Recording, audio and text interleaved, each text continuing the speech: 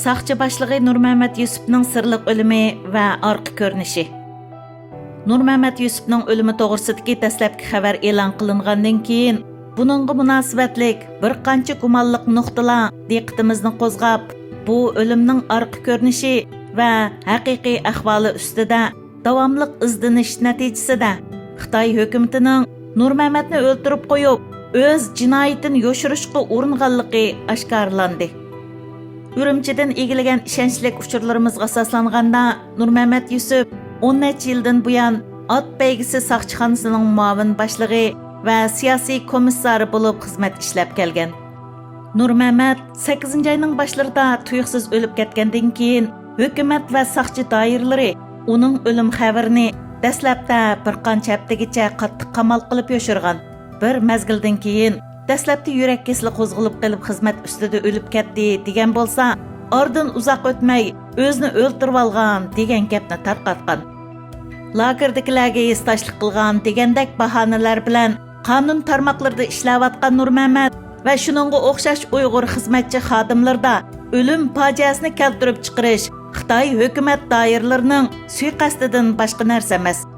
Çünki Nurməmət jinoyatchini qanot ostiga elish gumoni bilan qo'lga ilingan bo'lib, Xitoy hukumatı mushundaq atoq bilan tutilganlarga o'lib olish fursatini hargizmi bermaydi. Ular tutilgan aman ularning balvig'i va oyoq yipini elib oladigan, hatto kiyim-kechaklarini soldirib oladigan tursa, kech-kunduz qattiq nazorat ostida bo'ladigan tursa, Nurməmət qandaqmi o'lib olasin? Nurməmət Yusuf 7 ayının axırda idarəsində işləvatqanda Ürümçi şəhərlik dövlət amanlıq saqçılar tərəfindən tutulub, elib ketilib, neçə gündən keyin ölgən.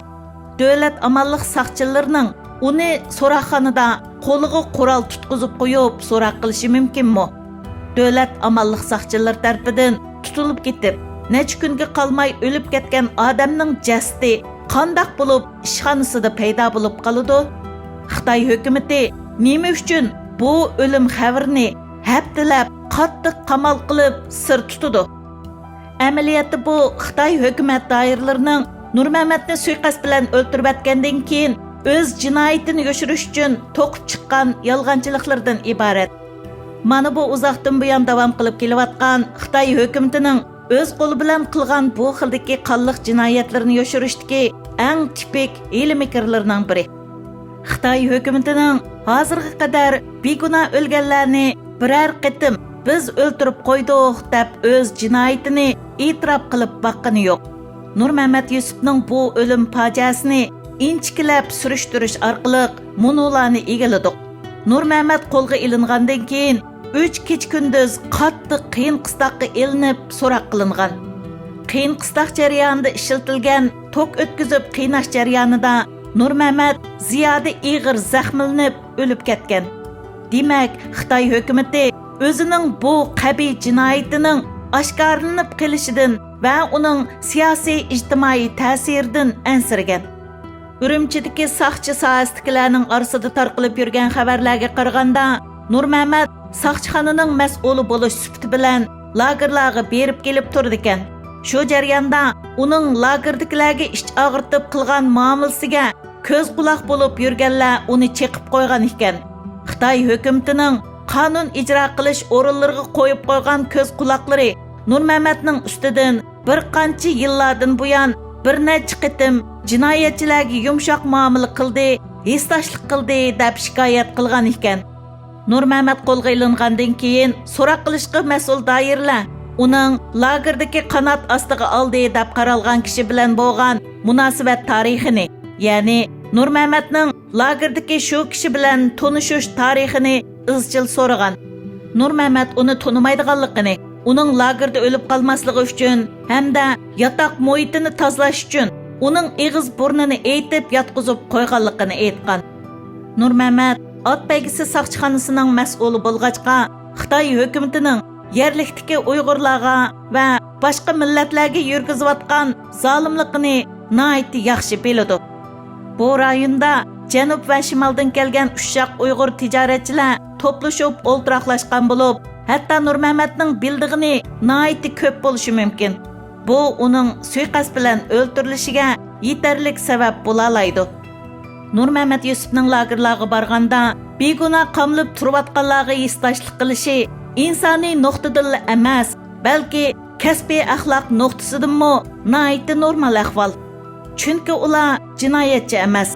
Xitoy hukumati lagerlarni garchi tarbiyalash markazlari degandek nomlar bilan nomussizlarcha axlab kelayotgan bo'lsa-mu, ammo Nurmamat Yusupni qo'lga olish uchun ishlatgan lager tutqunlariga yoki lager jinoyatchilariga hisoshlik qilish jinoyati degan ismlarning o'zila ashu tarbiyalash markazlari deb atalgan lagerlarda turayotganlarning Xitoy hukumati tarafidan haqiqatan jinoyatchi deb hisoblanadiganligining yana bir aniq dalil isboti.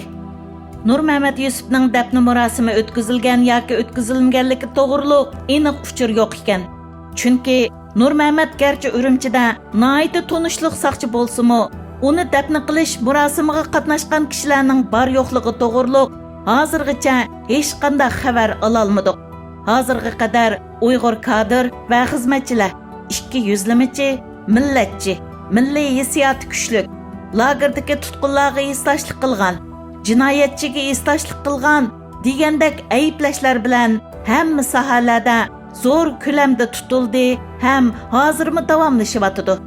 Xitoy hukumati garchi hali mekrlarni ustulik bilan ishlatib, o'zining jinoiy qilmishlarini yepishga urinayotgan bo'lsa-mu, o'zining naqadar g'aljirligini va nomussizligini orqa-orqadan dunyo jamoatchiligiga oshkorlamoqda.